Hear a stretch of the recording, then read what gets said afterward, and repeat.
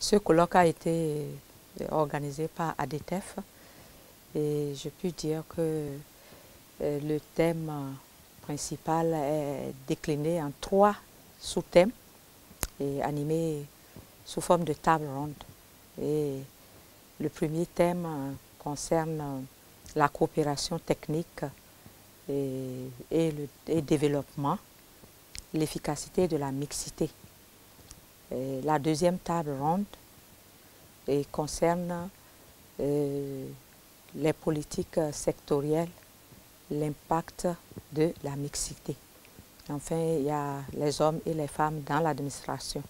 Donc, moi, j'ai été sollicitée et j'ai pris part à l'animation de la deuxième table ronde qui concerne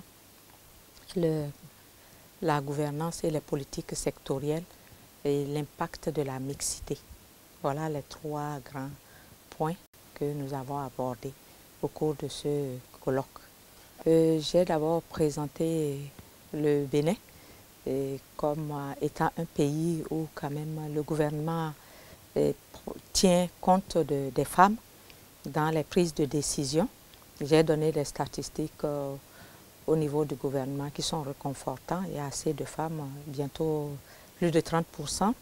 Et j'ai parlé de mon administration, notamment la direction générale des impôts et des domaines qui se trouve dans le ministère de l'économie et des finances, où sur un effectif de près de 1200 personnes, et nous avons quand même des femmes responsables sur 20 directions, et nous avons 6 femmes, et sur 120 postes de chefs de service, bon, c'est pas beaucoup, on a 17 femmes. Et il faut dire que ce colloque est un cadre d'échange d'idées, de partage d'expériences. Il y a eu beaucoup de femmes qui sont arrivées, de toutes les compétences. Donc nous avons tiré énormément des expériences des autres femmes. Nous-mêmes, nous avons parlé de notre expérience, notamment quelle stratégie nous avons mis en place pour drainer tout ce monde composé essentiellement d'hommes.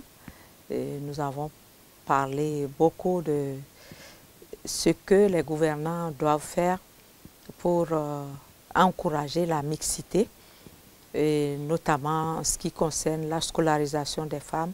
Le Bénin en fait beaucoup, notamment en ce qui concerne le privilège qu'on doit accorder aux femmes pour les bourses, les conditions sur le plan social où elles ne doivent pas avoir de soucis pour les enfants.